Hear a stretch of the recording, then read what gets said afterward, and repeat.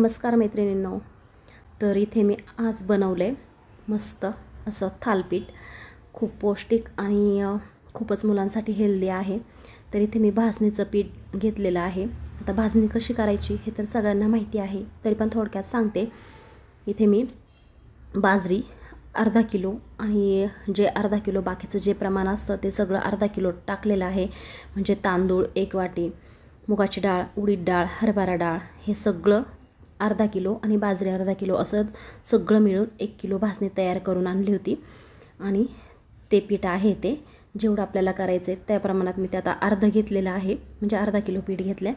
त्यासाठी मी ते 2 कांदे घेतलेत चिरून बारीक आणि 5-6 हिरव्या मिरच्या, थोडीशी कोथिंबीर आणि लसूण हे पेस्ट करून घेतलं आहे मी छान असं बारीक. जास्त काहीसुद्धा याला गरज नाही ह्या थालपीठाला टाकायची. आता इथे कोथिंबीर घेतली आहे चिरून स्वच्छ धुवून. फक्त 4 पदार्थांमध्ये आपलं हे थालीपीठ तयार होणार आहे. तर या पद्धतीने नक्की करून बघा, खूप सोपी पद्धत आहे. आता इथे मी जे भाजणीचं पीठ आहे ते चाळून घेते. खाली कांदा दिसतोय, कांदा आहे तो चिरलेला, त्याच्यावरतीच आता मी पीठ चाळून घेते. आणि ह्या पद्धतीत करून बघा, खूप सोपी पद्धत आहे. आणि काही काही लोक याच्यात हरभरा डाळ पण टाकतात भिजलेली, पण मला नाही आवडत कारण हरभरा डाळ टाकल्यावरती कडक होतात थालपीठं. आणि ह्या पद्धतीत जर केली तर तुमची किती पण वेळ मऊ राहतील. तर पीठ चाळून घ्यायचे. चाळून ह्याच्यासाठी घ्यायचे की जो कोंडा आहे तो आपल्याला काढून घ्यायचा आहे.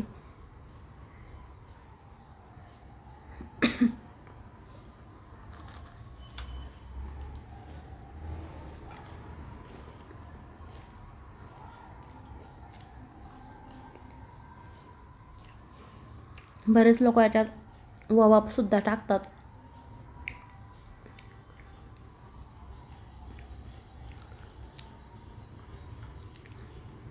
आता मी इथे चिरलेली कोथिंबीर टाकली आहे. कोथिंबीर शक्यतो जास्त टाकायची. आणि इथे तुम्ही तुमच्या आवडीनुसार तुम्ही भाज्यासुद्धा ॲड करू शकता. म्हणजे पालक चिरून बारीक किंवा मेथीची भाजी स्वच्छ धुवून तुम्ही ते सुद्धा इथे ॲड करू शकता. आता इथे मी मिरची लागल तशी अंदाजाने टाकते. आणि हे तिखटच थालीपीठच चांगले लागतात, कमी तिखट अजिबात चांगले लागत नाही. आणि जर लहान मुलं खाणार असतील तर मग कमी मिरची वापरायची. त्यानंतर इथे मी हळद घालते आणि जिरी. आता इथे मी मीठ घालते चवीनुसार. एकदम परफेक्ट टाकायचं आहे मीठ, तरच आपलं थालपीठ एकदम व्यवस्थित लागणार आहे. आता हे छान असं हातानेच मिक्स करून घ्यायचं आहे.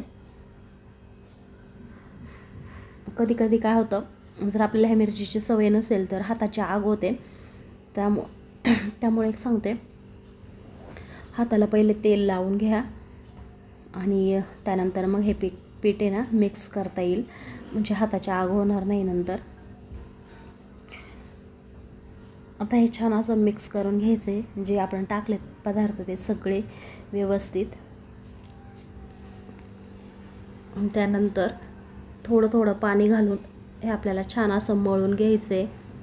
आणि भाजणीच्या पिठामध्ये खूप जास्त पाणी पीठ हे शोषून घेतं. तसं बाजरीचं पीठ आपण जेव्हा भाकरी बनवतो तेव्हा एवढं पाणी लागत नाही भाकरी करायला, पण भाजणीच्या पिठाला खूप जास्त पाणी लागतं पीठ मळण्यासाठी. कारण हे आहे की त्याच्यामध्ये डाळी आहेत, तांदूळ आहे, त्यामुळे ते पाणी जास्त शोषून घेतं. त्यामुळे जास्त पाणी लागतं पीठ मळायला. आणि ते पीठ आपल्याला अजिबात घट्ट मळायचं नाही, असं सैलसर ठेवायचं आहे. घट्ट जर मळलं तर थापताना ते चिरू शकतं पीठ, म्हणजे गोल होणार नाही थालपीठं चिरतात. त्यामुळे सैलसर असं पीठ आपल्याला मळून घ्यायचं आहे, जास्त पाण्याचा वापर करून. पुढे दाखवते मी कसं करायचं आहे ते, त्यामुळे संपूर्ण व्हिडिओ बघा. बघू शकता इथे मळून झालं आहे खूप छान असं. त्याला मी अर्धा तास ठेवलं होतं, भिजून दिले थोडं. आता इथे मी कपडा घेतला आहे खाली स्वच्छ धुवून, तो पण ओला कपडा आहे खालचा, आणि त्याच्यावर पाणी घेतले टाकून, की जेणेकरून आपलं थालीपीठ व्यवस्थित तव्यात पडलं पाहिजे, कपड्याला चिटकलं नाही पाहिजे. त्यामुळे इथे आपल्याला ह्या कपड्याला पाणी लावून घ्यायचं आहे. आणि तुमच्या आवडीनुसार इथे तुम्ही थालीपीठ बनवू शकता, म्हणजे मोठं किंवा लहान. आणि जर लहान मुलं असतील घरात तर छोटी छोटी थालीपीठं करून दिली तर ते आवडीने खातात, दिसायलाही बरं दिसतं आणि मुलांनाही आवडतं असं छोटे छोटे दिल्यावर. आता इथे जेवढं आपल्याला पातळ थापता येईल तेवढं पातळ थापायचं आहे, म्हणजे भाजायला जास्त वेळ लागणार नाही.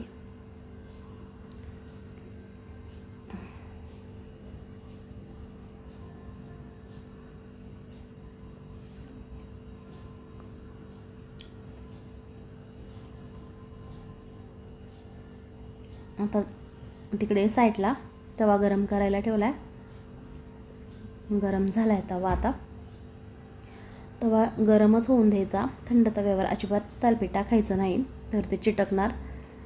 गरम असल्यावर व्यवस्थित होतं ते. आणि ते मी तेल घेतले आता टाकून, वाफ दिसत असेल तुम्हाला तव्याची.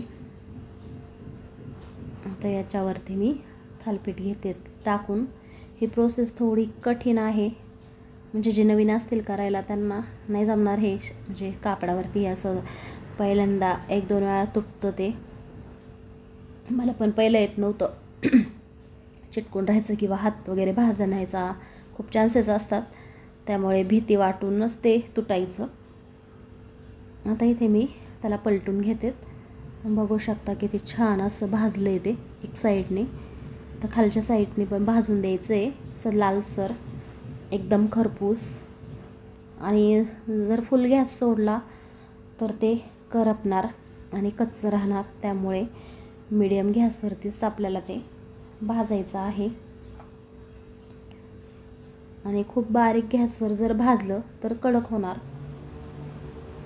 त्यामुळे खूप महत्त्वाची ही टीप आहे की मीडियम गॅसवरतीच थालीपीठ कुठलंही असू देत, मीडियम गॅसवरतीच करायचं आहे आपल्याला. तर मी इथे दुसरं पण घेतेत करून. आता हे पहिले केलं त्याच्यापेक्षा हे थोडंसं गोल आलं आहे, हे थोडंसं वाकडं झालं आहे. दुसरं केलं ते गोल आलं, काय हरकत नाही, जसं येईल तसं आपण करायचं असतं. आणि छान असं तूप लावून तेल लावून भाजून घ्यायचं आहे. आणि जेव्हा आपण खायला घेणार आहे तेव्हा त्याच्यावर तूप घालून मग खायचं आहे, कारण इथे जर तूप घातलं तर ते सगळं जळून जातं तव्यावरती. त्यामुळे आपण जेव्हा ताटात घेतो तेव्हाच ते त्याच्यावरती तूप घालून खायला घ्यायचं आहे. आणि असं भाजताना नेहमी असं प्रेस करून करून भाजायचं आहे, म्हणजे सगळीकडे थालीपीठ आपलं भाजलं जातं.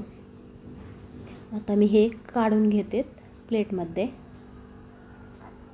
आणि दुसरं टाकून घेते. दुसरं पण झालंय आता भाजून. कशी वाटली रेसिपी कमेंट करून नक्की सांगा. आणि तुम्ही कसं करता थालीपीठ हे सुद्धा सांगा. आणि आवडला असेल व्हिडिओ तर चॅनलला सबस्क्राईब नक्की करा. ते दह्यासोबत खाणार आहे, ते आता मी तूप घालून घेते. असंही कोरडं खाल्लं तरी पण छान लागतं. धन्यवाद.